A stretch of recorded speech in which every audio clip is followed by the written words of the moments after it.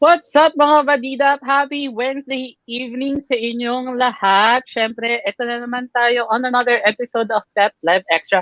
My name is Nikko Tuazon and I will be your host for tonight. Siyempre, nakita nyo na kung sino yung ating guest for this evening. At dahil Miss Universe Philippines season na, ito na, ang unang kandidata nating may interview. Please welcome AYN BERNOS. Hi everyone, good evening, and thank you so much, Nikko, for having me. I'm so excited to chat tonight. Good evening sa lahat na nanonood. Ayan, me too. I'm so excited to know more about you, Ayin. Pero bago tayo magsimula, guys, sa ating mga nanonood sa live stream tonight, live na live tayo ngayon sa TikTok. And, di ba, TikTok tayo, of course, Home live. court! TikTok and Kumu, also FB. So, kung meron kayong questions for Ayin, ilagay nyo lang sa ating comment section down below and itatanong ko yan for you guys. At dahil dyan, let's start the interview. So, congratulations kasi ito na nga, nakapasok ka sa top 75 candidates sa Miss Universe Philippines. So, anong na-feel mo nung nalaman mo yon? Thank you po. Well, first of all, I was really, I've been working on it, talagang training and working hard on the challenges. So I was hoping that I would get into the top 75, and now na they've announced it, I'm really grateful, especially sa lahat ng sumuporta po, especially sa voting part. Ayun nga, di ba? Anong reaction mo doon na parang ang daming bumuboto sa'yo? Parang first two challenges, lagi kang nasa top 3.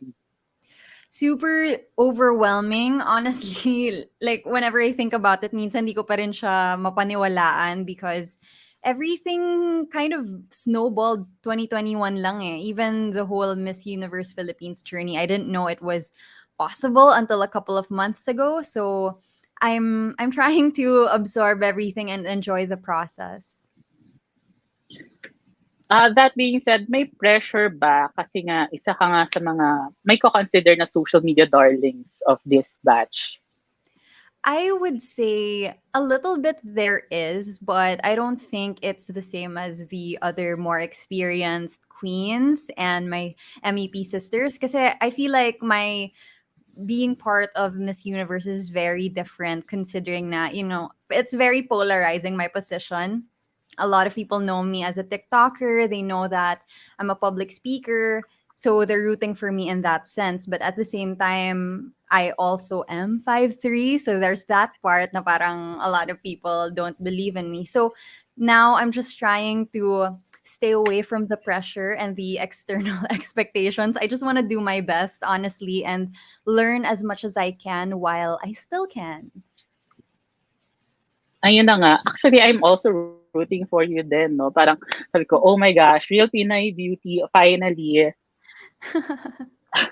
Pero ito, gusto ko malaman, you mentioned nga kanina na parang ngayon lang talaga napagdesisyonan mo na sumali ng Miss Universe Philippines. Parang never in your before na pumasok sa utak mo. Pero what made you decide? Actually, it's always been in my mind. I just wasn't qualified because I'm 5'3". So I've always wanted to be part of it. I've always been a fan.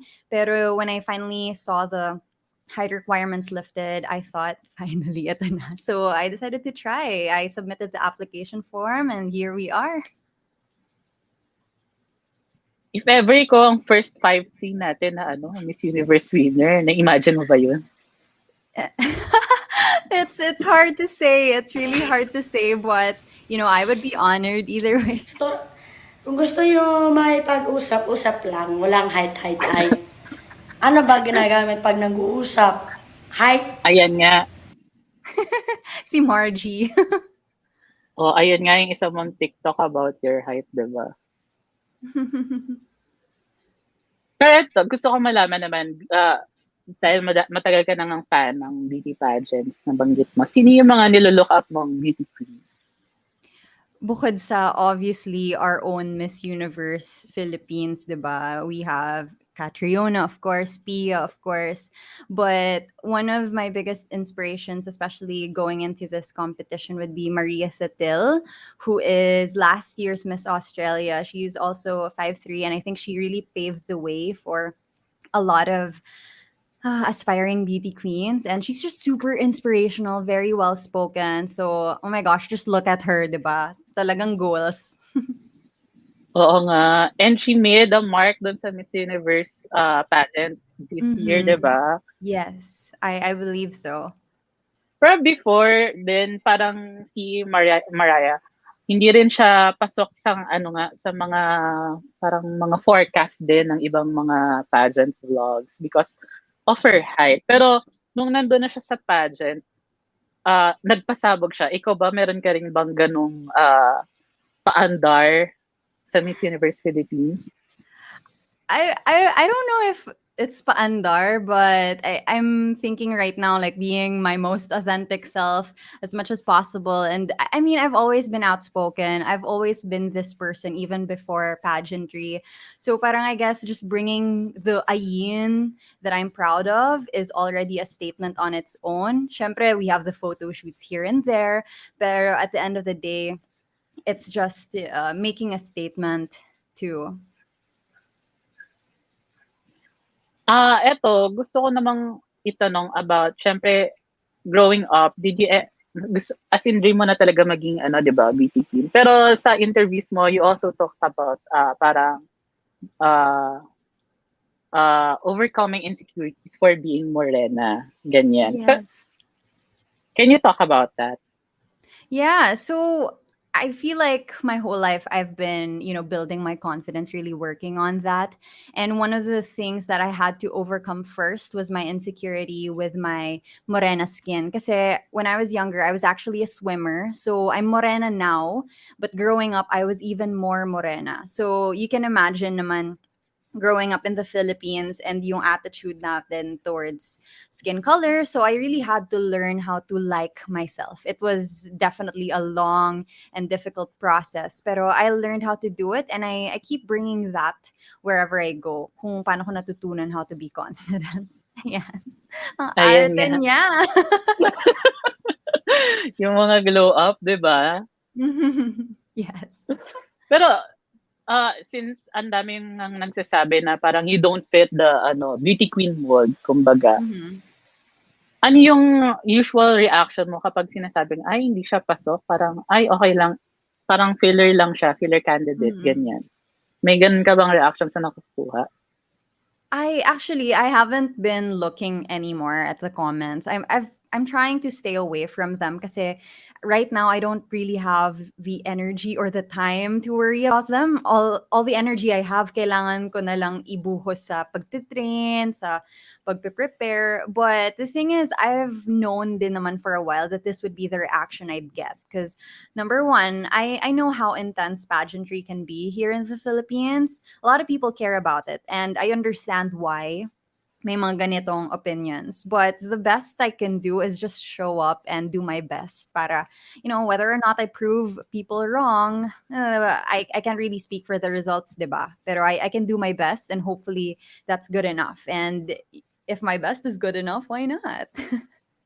Is it also parang an advantage for you na parang dahil hindi ka ngayon tipong stereotypical beauty queen. So, parang advantage ba siya na, okay, I'm beautiful in my own way and this is what I can give you. Parang ganun. I think it can be both an advantage and a disadvantage.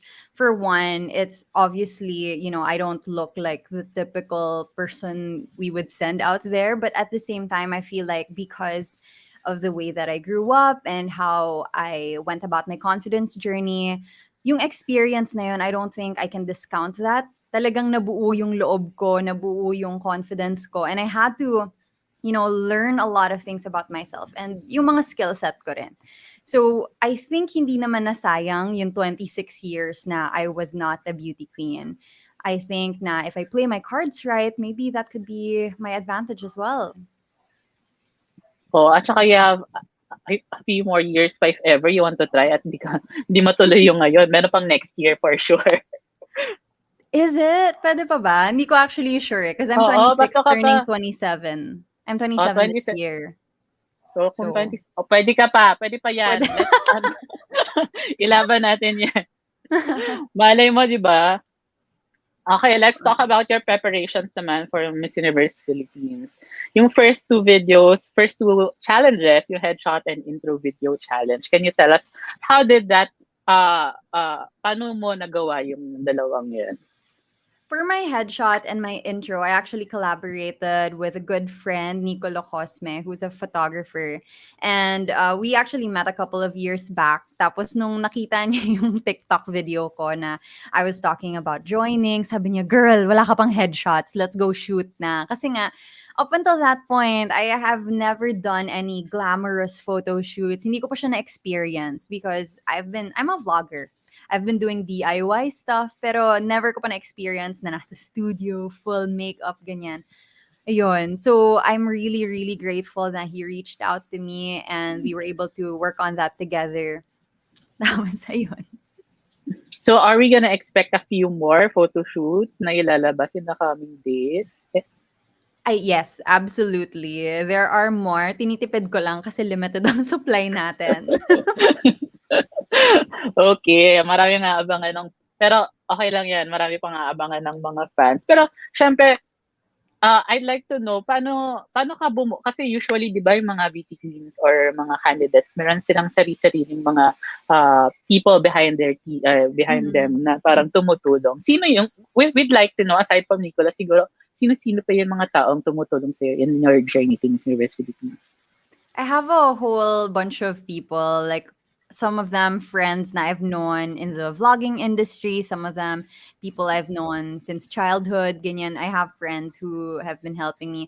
Pero I also have people that I just met during this journey. And for me, one of the things that really mattered when, selecting people that I wanted to work with was, do they get who I am and what I want to bring forward in this competition. And I think yung mga kasama ko naman ngayon, like a lot of them may group chat sila, a lot of them hindi pa nagki-meet in real life, but I'm just really grateful. Ayun nga, a few weeks back you started training under Kagandaang Flores. Yes. Can you tell kabog. Grabe, a few Hashtag weeks back lang pala. K-Familia. Yes, actually, I was introduced to Tito Rog by my friend Miss Jensen of last year, si MJ.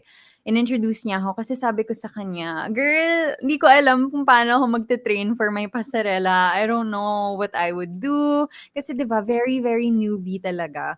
So, she connected us. Sabi, gumawa siyang group chat and then Tito Rog was like, okay, can you come here tomorrow? Sabi ko, yes, sir. So, ayun na, pumunta na ako doon and they've been very, very welcoming. I was really, hindi ko kasi alam yung expectations ko going into the pageantry scene, pero it was such a nice welcome and I'm super grateful na tinulungan nila ako. And also, I get to meet the other KF girls. Yun, support lang talaga. It really is a sisterhood. How was it like? Kamusta si Roger Flores as a mentor? Really, really, encouraging actually. Na parang, to me, he brings out yung strengths ko as opposed to pointing out like the weaknesses, because obviously I'm also aware of my weaknesses, pero I think to have an encouraging space for me to learn and to grow and to discover what my strengths are, I think it's really important, especially with such a limited time. So would you consider your pasarela strong na for now? Honestly, I wouldn't say so. I feel like I have so much to learn, but feeling ko naman as somebody who doesn't have a lot of experience in pageantry, I think I did a fairly good enough job. Syempre, ang dami ko pang hahabulin, but thankfully, meron pang konting time, and after this, it all boils down to my determination and how I listen to feedback. So, I'll work on it. I'll definitely work on it. Oo nga, nakita ko nga yung mga padakwak mo na with matching super pakimbot ng gano'n. Sabi ko, wow, ganito pala ka-intense ang training. Oh my gosh. May padapa-dapa pa yan. So far, ano yung most memorable part for you ng training experience mo? The most memorable part, I guess, would be meeting the other KF girls and parang feeling like I'm part of something. Kasi, I mean, this whole pandemic period, I've felt kind of isolated, been working with my small team. I've been seeing the same people all the time. Tas going into MUP, parang it's also, most of it is virtual. So parang hindi ko alam how I would act. But since starting training with KF, parang dun ko talaga na feel, oh my gosh, this is real. Like I'm seeing other candidates, I'm training, I'm wearing heels. So yun talaga to me, parang naging totoo siya. Naging totoo yung dream. So parang na-feel mo na legit na beauty pageant Yes. candidate ka. Sobra. Syempre ito naman, gusto ko itanong, a lot of our beauty queens, meron silang mga di ba, advocacy na pinopursue on their journey. Ikaw ba, ano yung napili mong advocacy for your MU page journey? Yeah. For my advocacy, actually, it's the same thing that I've always been advocating for, even before I knew I could join a pageant. It's empowerment through education and inclusion. So I decided to go with two areas kasi for me, empowerment can be done in two ways. So the first one is education. I've actually been working in the last couple of years, doing educational fundraisers for different causes. So I think as an individual, like as an individual on an individual level, I can create the most impact when I can see where my funds are going, kung saan man yung na-raise ko na funds na pupunta. And sometimes it would be different things, pero the means of getting there has always been education, facilitating workshops, etc. And then the other one is empowerment through inclusion, which is what I'm here for, really. My brand, Morena the Label, has always been about championing skin color positivity and challenging colorism in the Philippines. And I carry that advocacy with me even as I join Miss Universe Philippines. Ayun. In fairness, parang gusto ko na ibigay yung crown sa'yo ngayon pala. Charot. In fairness, parehas kayo ni Rabia din ng advocacy, education din yung kay Rabia na ipapursue pa rin niya after the pageant. Ito, gusto ko itanong, syempre maraming excited. For sure, national costume and evening gown. So, ready ka na ba para dun sa mga part na yun ng pageant? Getting there. I'm super excited rin. I'm collaborating with some designers I really admire. So, we'll see. Excited na ako talaga doon sa part na yun. Paano ba yung process niyan? Do you parang contact designers or do they reach out to you for your for the clothes? I'm really lucky rin na my AP and my camp, si Tito Rogel, si Tito Dave, who is my AP for San Juan, and some friends that I met like Carl Arcusa. So I think social media has also bridged that gap for me. So kahit papaano hindi ako sobrang nawawala, hindi ako nawawalang bata in this part of the competition na, some people are willing to help me and I'm really lucky na I get to collaborate with such talented designers. Excited yan. Excited tuloy din ako malaman kung sino ba yung mga isusuot mo and malapit naman na malalaman na natin yan. Hindi ko na kukulitin si Ayin kung ano yan, guys. Pero eto, syempre last part ng pageant, eto yung crucial, yung Q&A. And for sure, parang ako medyo kampante naman ako sa'yo in fairness for Q&A since yan yung forte mo, di ba? Oh my gosh. I don't know, because Q&A is different when you're on stage, and I've been watching pageants for a long time, and I keep thinking, iba kasi yung feeling nang nandun ka. So I wouldn't judge this early on. I feel like everybody has a pretty good shot. Nagdedepende din yan sa emotions mo on the day itself, how prepared you feel, how hard the question is. So honestly, you never know. So tignan na lang natin. Oo, mama, itetest natin yung Q&A skills ni Oh my Aini. gosh. Antayin niyo yung mga pepsters sa ating pep challenge later. Pero gusto ko ito naman. about pageants ulit. Pero netong mga nakaraang taon, parang laging sinasabi ng mga fans, lalo nung, syempre, alam naman natin, mga parang si Catriona, Australian, si Pia, Phil German, and parang sinasabi na parang ano ba yan, happy na naman yung ano, yung nanalo sa Miss Universe Philippines. What's your take on that? And how would you describe a real Filipino beauty? You know, I'm very careful when I talk about like the real Filipina beauty because I am in no place or position to take that away from anybody else. Like all the other candidates whether they're 100% Filipino or half something, if they're Filipino, if they identify with our culture, if they're proud to be Filipino, then they should be allowed and be free and encouraged to represent the Philippines. And I think everybody deserves a fair chance. If anything, I think ano lang siguro, not naman the girls themselves, but like as a society, maybe we should be more welcoming to a more diverse selection of beauty. Kasi ayun nga, it's really not the girl's fault or anything like that. It's how we look at beauty. It's how we talk about beauty. And that's why I care a lot about inclusion. Kasi this is how we fix that. We give more women chances of being seen, of being represented on stage. We don't take anything away from the other Filipinas who want to join. We don't take anything from them. We just add more to the candidates, I guess, or we just add more to who wants to go out there and represent. And that's why I am here actually. Kasi iniisip ko, I don't want to wait for somebody else to represent my kind of beauty. If I'm qualified, then might as well join. True, 'di ba? Nasa confidence din 'yan talaga. Pero eto, gusto ko malaman, since eto na nga, Miss Universe Philippines opened the pageant to shorter women, 5'3", or parang nawala yung height requirement. Kahit 4'9" ka siguro, kung pwede ka, sasali ka 'di ba?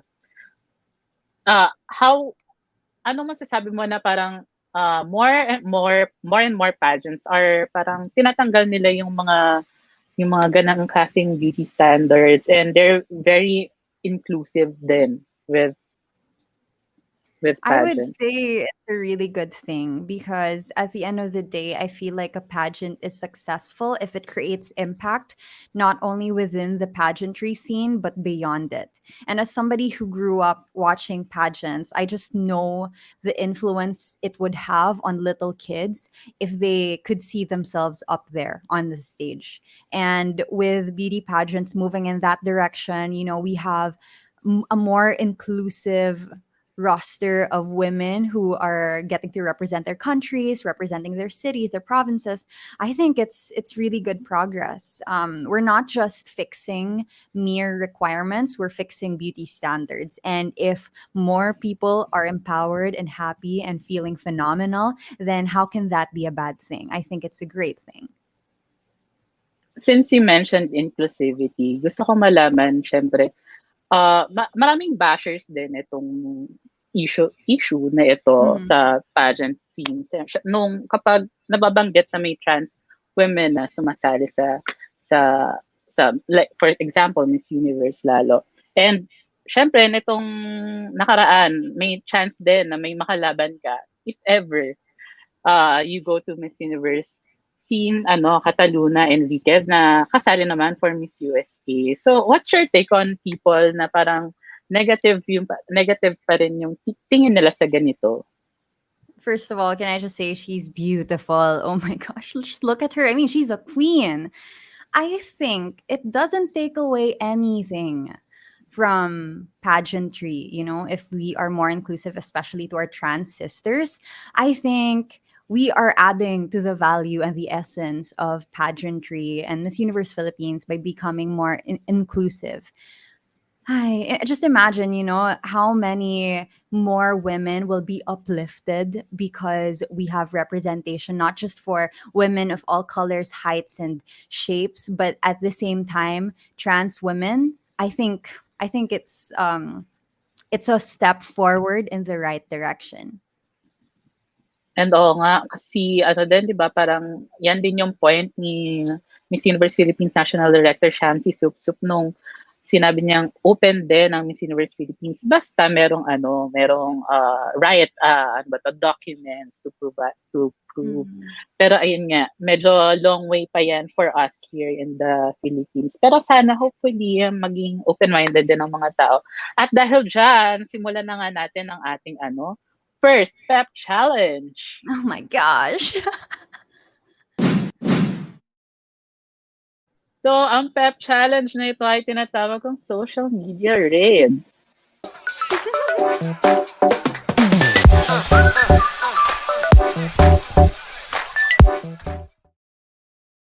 Okay, medyo nahirapan akong i-read ang social media ni AYN, no? Kasi ang dami niya ng content sa TikTok, sa Instagram, sa YouTube. Pero syempre, nag-focus na ako sa mga na-site kong photos on Instagram. Meron tayong mga ipa-flash na photos on screen.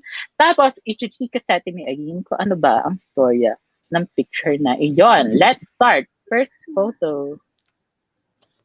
First photo. Ayan. Parang ano ba yan? First place ka ng Division A at second Hindi place ko na? makita nasaan. Ay, ayan. Okay. Ayan. Oh my gosh. Grabe, ibang-iba yung itsura ko. I mean, yung setup, yung get-up ko. That was Toastmasters International. It was a division championship for dito siya sa Philippines. So Metro Manila, I think, or like parang Quezon City, that area. Tapos I joined 2 competitions. The first one is table topics and international speech contest. Yung table topics is kind of like a Q&A. It's impromptu, pero it's 3 minutes. 1 minute to 3 minutes yung speech. Tapos the second one is an parang inspirational speech contest, and I won first place sa inspirational speech and the other one second place.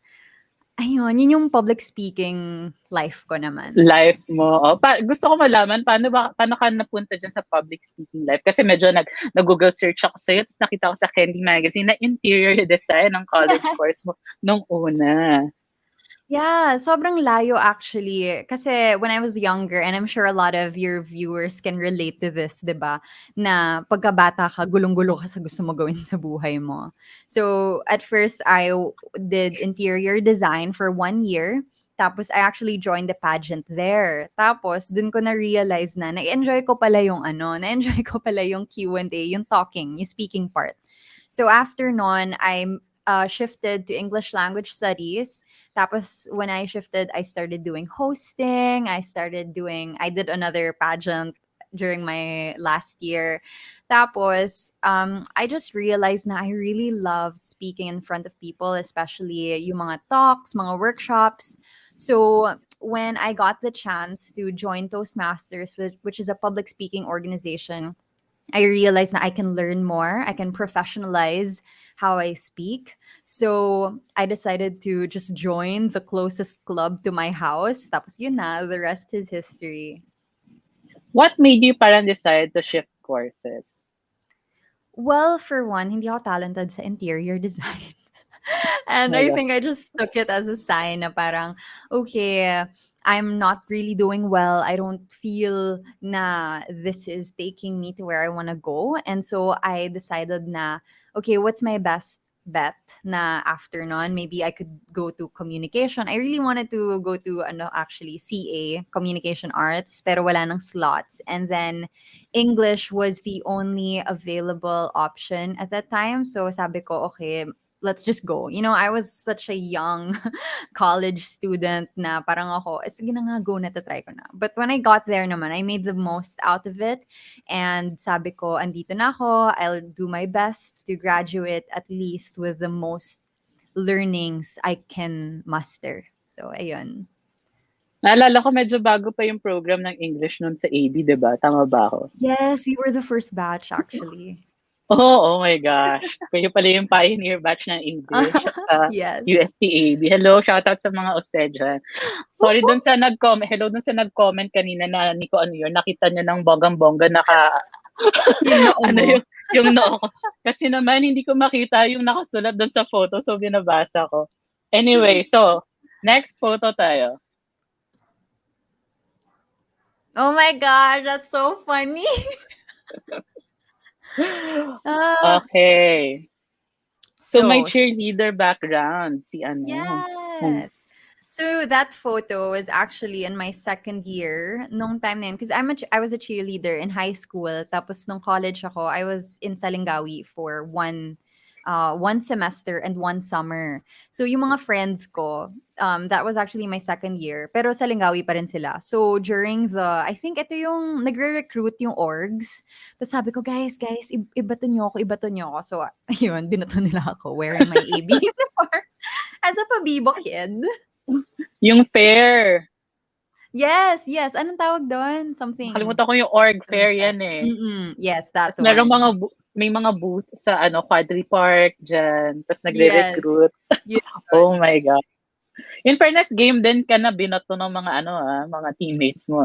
Yeah, I loved performing. Sobra. At dahil dyan, excited na ako sa introduction, ano ba yun? Sa intro performance ng mga candidates ng Miss Universe. Oh my gosh. Na-imagine mo na ba na isa ka sa mga frontliner? We'll Kasi see. usually, di ba, nilalagay sa harap yung mga magagaling sumayaw. Gagan. Yes, excited na ako.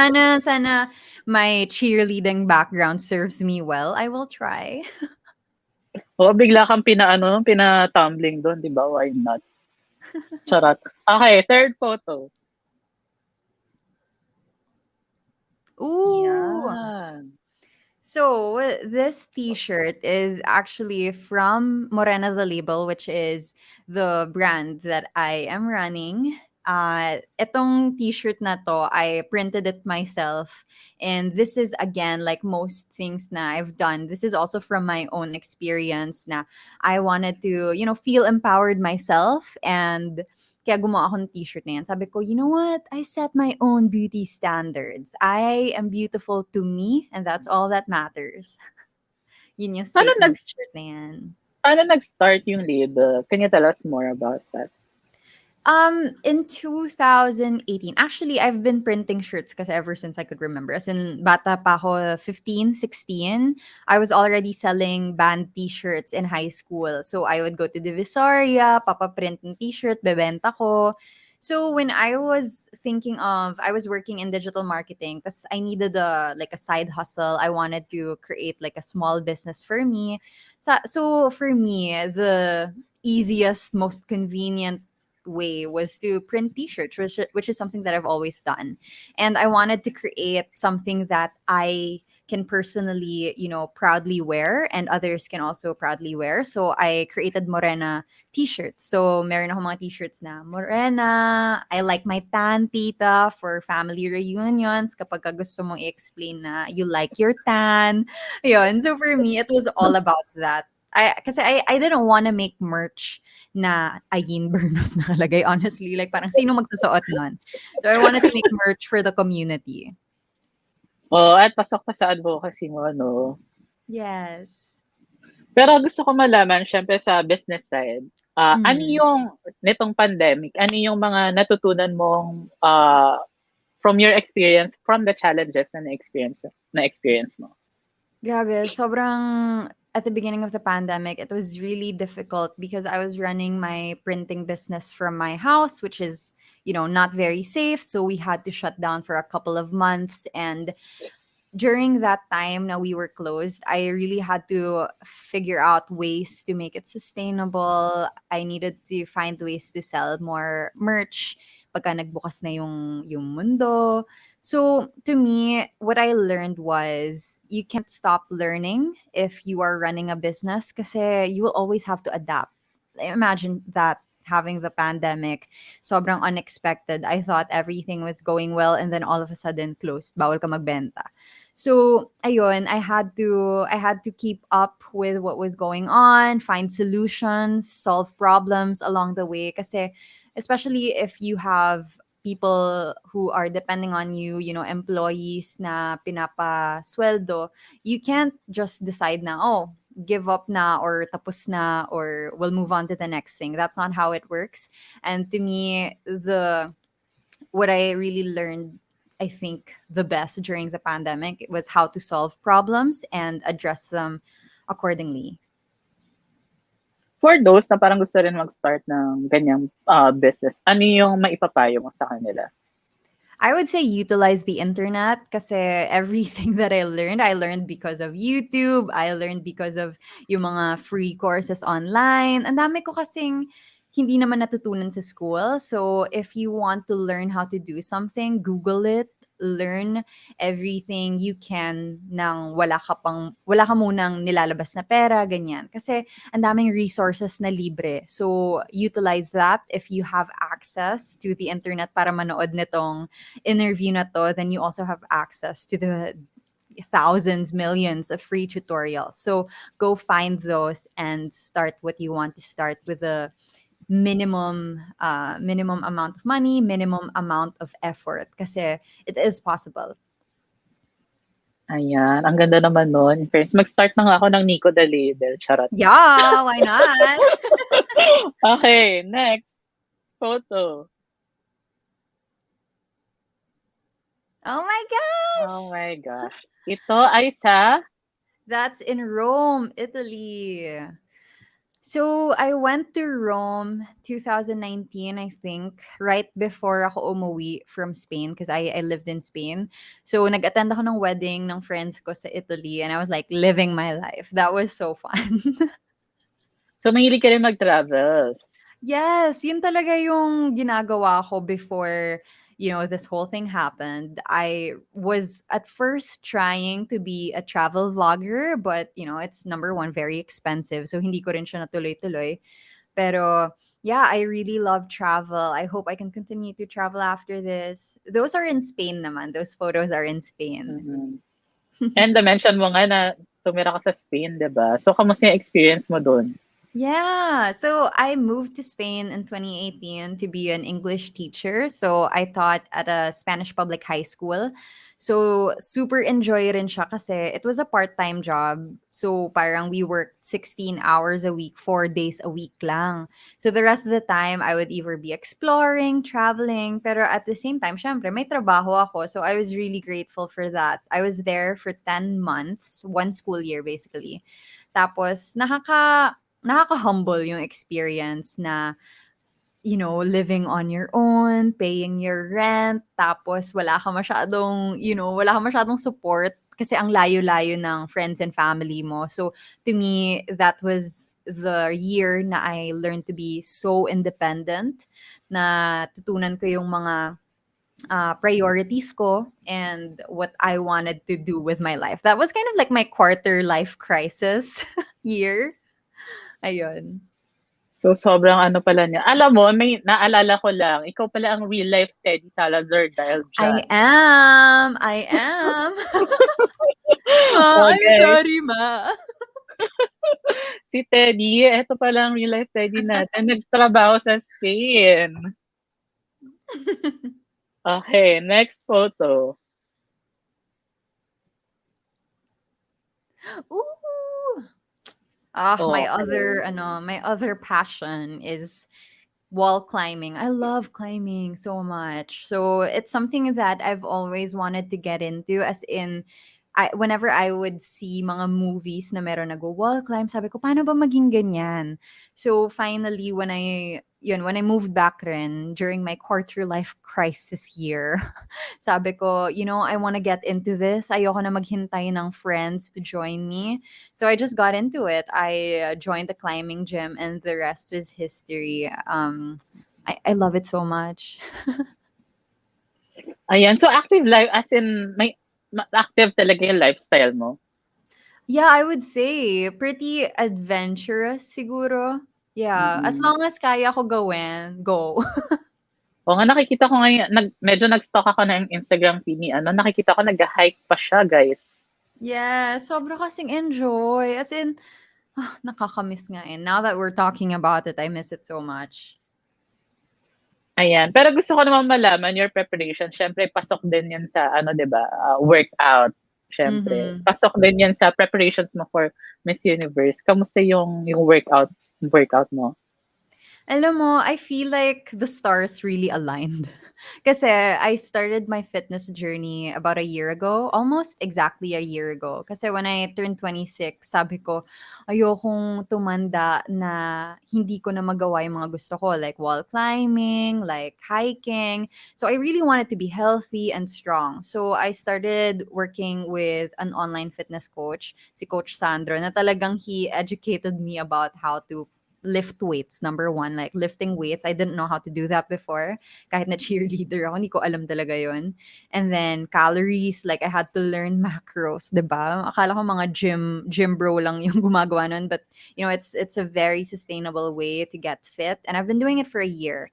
Tapos parang super sakto rin, the stars aligned na, uy, pwede ka na pala mag-Miss Universe. So, to a certain degree, I was more or less prepared naman. Kasi I have been for a year, working out and getting fit and getting stronger. I guess now is more, I am trying to prepare my body for what it takes to be a beauty queen. So, for example, long hours wearing heels. So, yun, I need stronger legs, stronger core. Kasi, you guys, hindi biro ang pasarela. Hindi siya, eme-eme lang. It's really strength as well. So, sobrang mas malaking appreciation ko for beauty queens knowing what kind of training it requires to be strong on stage. So that's something that I'm catching up with, I would say.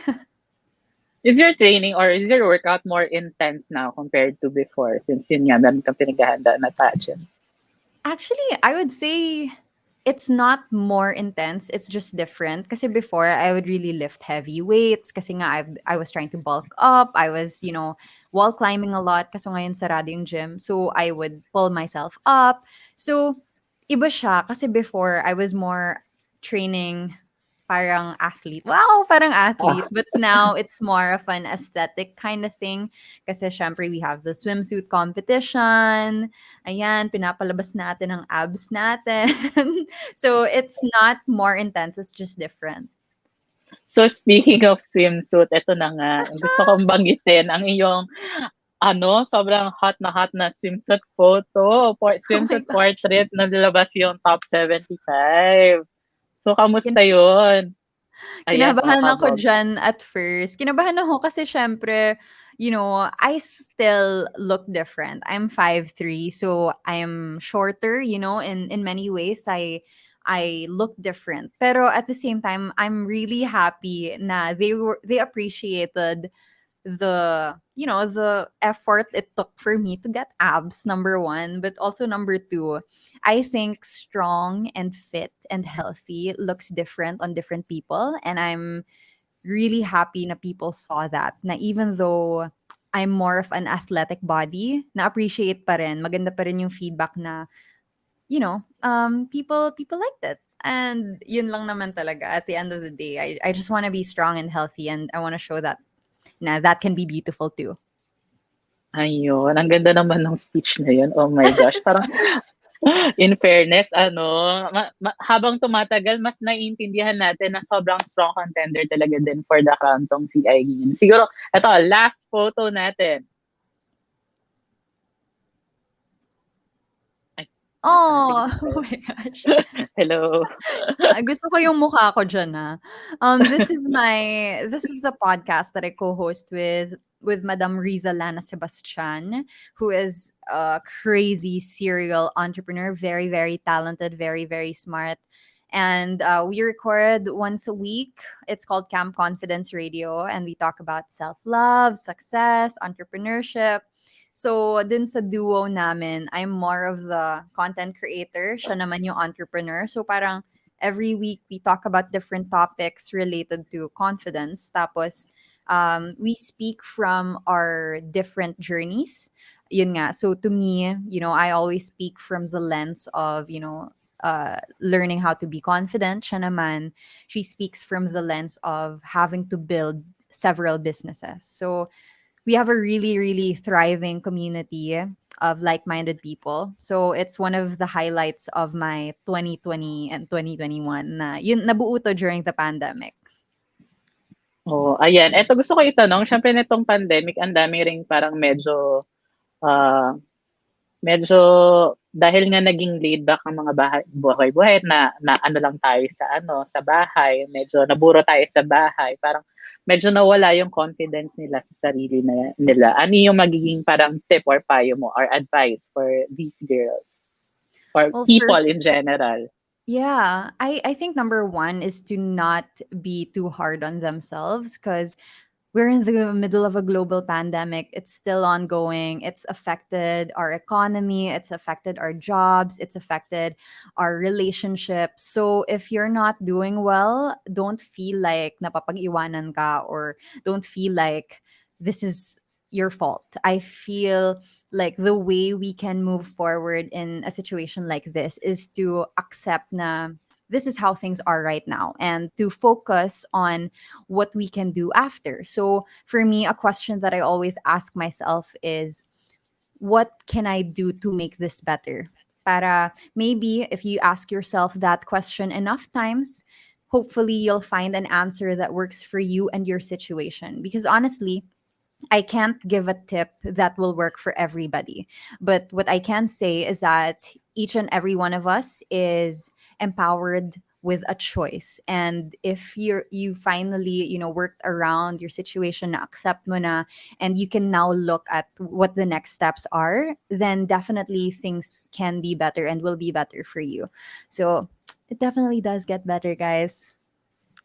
So ayan, at marami pa kayong matututunan kay Aileen sa kanilang podcast about confidence. So do check out that on Spotify, tama ba ako? Yes, please. Spotify and YouTube kung gusto niyo ng facial expressions. Ah. Ayan. So, yun ang ating PEP challenge, guys. Pero syempre, tuloy pa rin ang ating interview. Kilalanin pa natin si Ayin. At this time, ito naman ang kanyang content creator side. Pero, wait lang. Bago ko tayo itanong, gusto ko itanong yung nakita kong question dyan kanina. Kanina pa. Sino daw yung yung makakonsider mong biggest competitor mo for the Miss Universe PH crown? Ayan. Sabi ni Sheer Wen, sa tingin mo, Miss Ayin, sino matindi mo makakalaban sa PH 2021? Sobrang dami nila, first of all. Kasi grabe, have you seen the girls? Have you seen the photos, the challenges? Grabe, ang gagaling nila. And sometimes I forget na I'm joining. Sometimes, the pageant fan in me wins and I'm just like watching, parang, oh my gosh, ang galing. Sobrang galing talaga. To me, ang hirap to say just one. Pero I guess recently, well, number one, I really idolize Katrina, who is, very talented and experienced. And then there's also Steffi.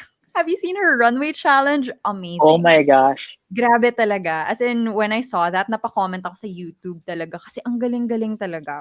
So yun, I don't even see it as parang matinding kalaban. To me, I see it as, oh my gosh, like I get to be with these girls. Like it's such an honor to be in the same competition. Like wala lang.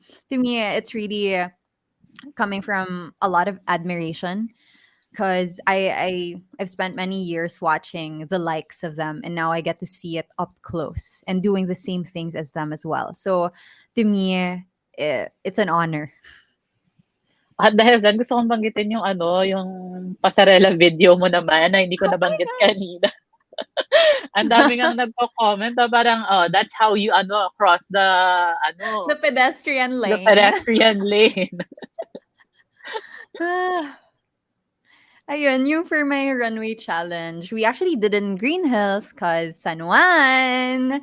And I thought, where else, diba? Where else would you strut your your San Juan self kung hindi sa San Juan? So, it was very challenging, first of all, because it's a public place, but also another thing is we're in the middle of a pandemic. It's not like we can simply, go to places without thinking about that. So we did our best with what we had. I'm pretty happy, with what we did, and parang to me it's just another evidence of my progress here and my journey here in MUP. Na I'm really trying. If anything, I can proudly say that I am very determined. If I'm not the best, at the very least I'm the most improved. Kasi tinatrabaho ko rin naman siya talaga. Familiar nga yung placehan, parang yun yung ano, 'di ba, parking area, tama ba Yes, sa ako? taas. Sa taas. So, may Oo. tapat ba 'to ng promenade? Yeah, you know Oo. it. Alam niyo na guys, ko yung mga gustong gumaya dun sa pasarela, siyempre pupunta kayo dun kung apor kayo ha. At naka-lockdown tayo guys. So kapag ano Mhm. lang, nag-ease na lang ang lockdown, tsaka nyo gayahin yung crossing the pedestrian lane video ni Ayn. Oh my Okay, gosh. let's do this. Ayan, syempre ito, another milestone for you. You reached 1 million on TikTok. Congratulations. Thank you so much. Grabe yun. Well, kasi I've had that account for, well, not a long time, since December. Pero yung second account ko, which is Ayin Pero Tagalog, yun yung nauna pa. Matagal na siyang Hmm. it has 2.5 million. Pero yung Ayin Bernos, doon ako nahirapan i-grow. Pero yun, we just recently reached a million followers on there. So I'm really grateful to everybody who's interested in seeing the journey and seeing what kind of content I'm creating. And hopefully you guys find value even sa content ko outside of MUP. So, Ayan, siyempre ayan nga, ang hirap mag-ano, mag-maintain ng dalawang accounts at yes. parehong millions pa yung followers mo diyan. Pero ano ba paano ba yung content creation process for you? Well, for me, it's really important to know the distinction between my two accounts. So, Ayin Bernos is a lifestyle account. It's all about confidence building, makeup, skincare, basically Ayin as a person. And then my other account, which is Ayin Pero Tagalog, is an education account. And that's where I do my teacher thing. So, hindi naman ako nahihirapan doon because a lot of my how would I like ang weird talaga sometimes for me to say followers. Pero yeah, a lot of my viewers would ask me questions about, okay, Miss Ayin, how do you define this, that, ano pong pagkakaiba? And all I really do is answer those questions. So yun na yung content ko for that one. Yung sa Ayin Bernos naman, it's more of self-expression. So kung nagme-makeup ako, I'll post a transition video. If naman meron akong notable entry sa journal ko, then I'll make it into a daily reminder. So it's like a motivational TikTok. Yun, for me, I draw inspiration from my community as well and everything that I experience in real life. Being a creative person, was there a time na parang nahihirapan ka to produce a content for your followers? Yes, 100%. Dumadating din ako sa mga points of burnout, and I think it's just normal to experience that. Pero one of the things that I learned na if you're a creative, you need to give yourself just the right amount of time to work, but also the right amount of time to experience life. Because honestly, if you don't experience enough life, then you can't produce stuff. You can't really create stuff out of nowhere. So you always need to draw inspiration and you always need to be open to different experiences. And for me, that's why I love adventure. That's why I love to, meet new people. It's because that's how I create. That's how I know what to do next. Oh, someone mentioned here then 100K din sa Instagram. Congratulations! Thank you Pero ito, guys. gusto ko malaman naman, syempre, a lot of our content, kapag vlogger ka, syempre, you usually draw parang content from your own personal life. Where do you draw that line? Kung ano yung pwede mong i-share to your fans and kung ano yung dapat lang i-keep for yourself? Well, for me, it's important na I share yung stuff na other people would find value in. So, for example, if it's skincare, if it's beauty, if it's tips sa productivity, ganyan, I would share those things. Pero if wala naman silang makukuha about it besides, chismis and tea about my life, then I don't think it's important because at the end of the day, it's not about me. It's about the community that I've built and what we can learn from each other. So, ayun, I draw the line there. That's why I don't really talk about my relationships, my anything else other than yung content mismo. So, that's all we talk about. Siyempre itong TikTok, masasabi nating TikTok generation tayo ngayon, 'di ba? Pero ang daming sumisikat because of parang nagva-viral sila. Pero meron ding mga other influencers na nagva-viral dahil mali or they did something parang wrong. What's your take on those parang content creators na parang medyo sinasadya na ata yung ganyang tahak na parang okay, pa-viral tayo. I feel like each person has their own reason naman, and I'm not really in the position to judge kung bakit nila ginagawa yung mga ginagawa nila. What I can say though is for the consumers of the content. Kasi syempre, people create stuff na people want. So as consumers, it's also our responsibility to uplift those na maybe other people will find value in and maybe ignore stuff that would bring us to not so pleasant places. So I guess it's more of the action there is more from the content consumer part. The creators, we can't really do anything about that because we're individuals. We have our own styles, different choices. But as consumers, maybe we can choose carefully who we follow, and we can curate the kind of content that we consume. So eto na nga, medyo nag-stalk ako ng very, very light sa mga social media mo, no? Na ilang beses ko naman na na-mention kanina. Pero gusto ko lang malaman, parang you're also using your platform to be vocal on certain issues, 'di ba? Parang ikaw, is it parang ano ba siya, naging parang responsibility ba siya for you since dumami at nag-grow yung following mo? Definitely, definitely. Something that I've learned, especially being on social media, it's not enough to call out people, institutions, brands about what's going on. It's also important to bring forward solutions. So for me as a content creator, what I realized na I need to do, kasi parang you have one shot to make people listen. So to me, how I filter it is I ask myself, how can I create the most positive impact? So now na I have more people watching me, I have to think, okay, how can I maximize this? Because some people might see me only once and then they can decide whether or not worthy ako pakinggan. So to me, instead of, being too polarizing or alienating, I would rather think, okay, how can I make this easy to understand and how can I inspire action for people? And it's a really difficult thing to, to think about. Oftentimes wala tayong maayos na sagot, pero I do the best I can, and sometimes, my favorite part is when people say, "Oh, you changed my mind," or I understand better now. And I think there's so much power in being educated and educating as well and having that conversation instead of just canceling people. So yun. Ayun na nga yung itatanong ko, ano yung thoughts mo sa cancel culture? 'Di ba? Ang dami ngang keme ngayon na parang konting kembot lang ay canceled na siya agad. I listened to this TED Talk recently na instead of calling out, you should call people in. So you want people to be on your side. And you can't do that when you fight and you attack. So you need to start a conversation that's coming from a place of love. So you call people in para maintindihan ka nila. And yun, it was really eye-opening for me na sabi ko, oo nga, no, okay, moving forward, I need to do that.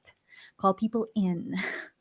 At saka mas okay din yung parang binibigyan natin sila ng chance to parang change themselves, 'di ba? That's Yun yung true. importante, yung magbago sila for the better. Gusto mo yun? Oh my gosh, nagbigay rin ako ng TED Talk bigla-bigla dito, charot. Okay. Gusto ko naman malaman, have you ever thought of joining showbiz? No. Actually, when I was younger, yes, for sure. Gusto ko maging artista. Pero ngayon, experiencing this, parang it's a lot of responsibility ata. And for me, I think I can provide more value as a content creator when I can, be in charge of the kind of content that I create, but at the same time, still be able to work on my business, be able to employ people directly. And I think feeling ko mas may value lang ako as a person and pagka ganun yung path na tatahakin ko. So maybe hindi hindi tayo Hindi magsha-show. talaga. Maybe Pero ano, no? host. That would be the Host. Ayun nga. Bianca Gonzalez. Oh my Oh. gosh, sobrang idol ko siya. Idol ko talaga si Bianca. Oo, kasi parang siya lang yung 'di ba, pag naisip mo Morena host, Bianca Gonzalez talaga agad. And she's very vocal, which I love. Talagang pinaglalaban niya. And we need more. So dapat pumasa ka rin na sa host. Baka naman. True, 'di ba? Okay. Gusto ko malaman life goals mo, bucket list, ano pa yung mga gusto mong ma-achieve in life or maybe in the next 5 years?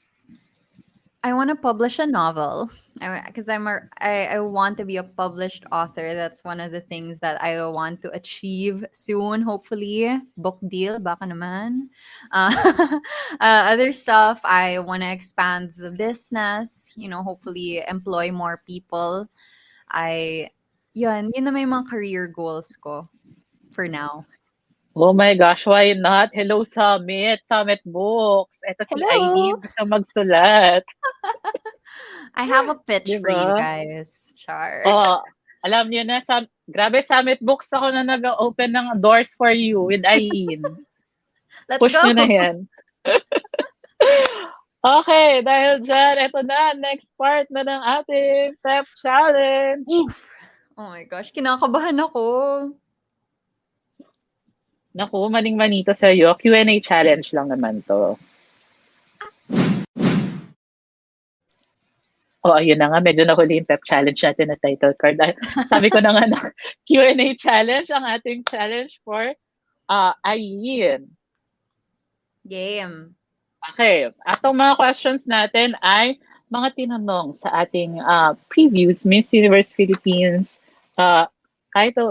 candidates last year, yung top 5. So, ayan. Dahil nakita ko meron kang ginawang Q&A na video din. So, ito, first question. Kinakabahan ako. Ayan, lalabas ba yung first question natin dyan? O ako na lang magtatanong kung hindi ko nabas. If you are under strict quarantine and isolation, what is the most important mobile app for you and why? The most important mobile app for me would be anything that would allow me to message my family, because even if I can enjoy my own company during isolation, nothing beats true human connection. And if I can get that through a messaging app, I will hold on to that and hope that it will get me through that isolation. Thank you. Oh my gosh. In fairness, naitawid mo yun. Laban na laban na. Naitawid siya? Wala tayong timer, guys, ha? So, wag kayong umano dyan. Basta binibilisan ko lang. Oo. Feeling nyo lang may timer, pero wala. So, wala. No pressure to kay Ai masyado. Eto, question number 2. What advice will you give to a first-time voter for the 2022 elections? I would tell a first time voter to educate themselves, because there is nothing more empowering than doing your own research and getting to know the candidates themselves through our own efforts. I think that it is the responsibility of everybody to educate themselves in this regard in order to bring our country closer to a better future. Thank you. Why do I say thank you? You know, that's something that I need to learn. Do I say thank you sa lahat ng Q&A? Ganun ba yun? Parang Ganun, no? parang lahat ng candidates, no, parang thank you talaga yung ending nila, ending Okay. quote nila. Noted. Oh, sige. In fairness, winner din yung sagot mo dyan. Pero guys, wag kayong mag-register kayo habang may araw pa. Yes, Ilang araw na lang to please. see. Oo, Finish this. register to vote. Importante yan. 2022 elections, malapit na yan. Ang bilis nga ng pandemic, parang kahapon lang start ng lockdown. Tapos ngayon, ECQ season 3 na tayo, guys. Oh my gosh. Oh my Gusto gosh mo yun? talaga. Okay, next question tayo. Ayan. What ayan. factors influence you in deciding what to buy or post online? Okay. Some of the things that I think about when I have to post online or buy online would be, number one, is it valuable? Is it going to help us?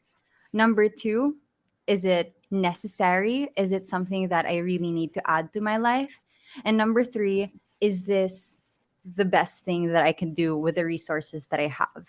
Is it the best thing that I can do with the thoughts that I have? And if the answer is yes, then I will post.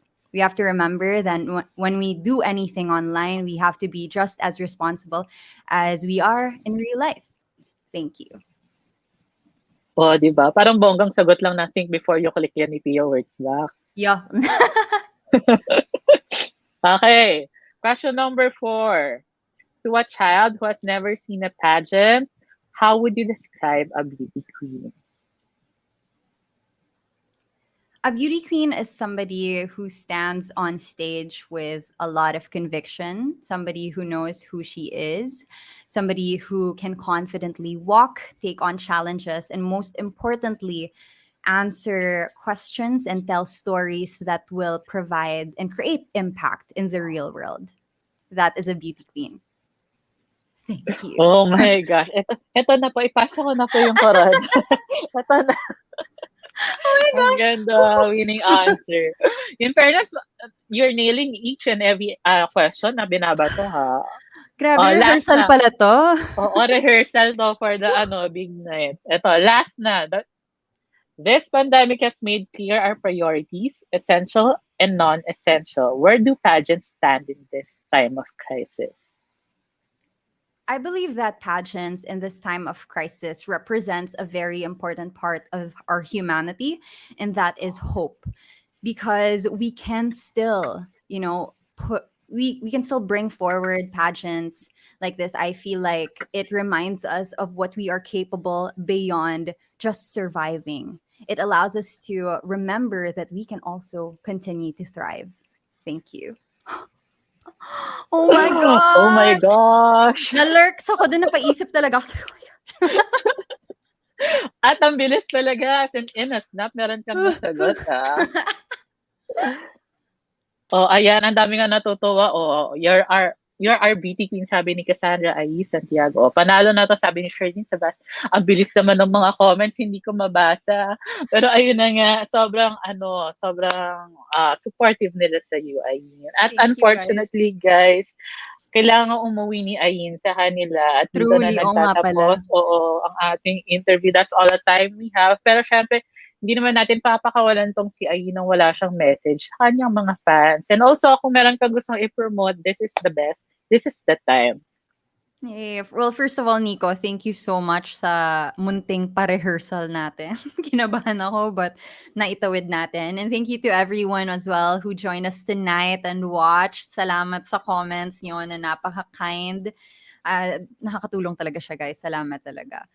For those of you who have not voted yet, we can vote every day on the Miss Universe Philippines app. Tulungan niyo po ako makarating sa next stage ng competition at hopefully makahawak tayo ng mikropono.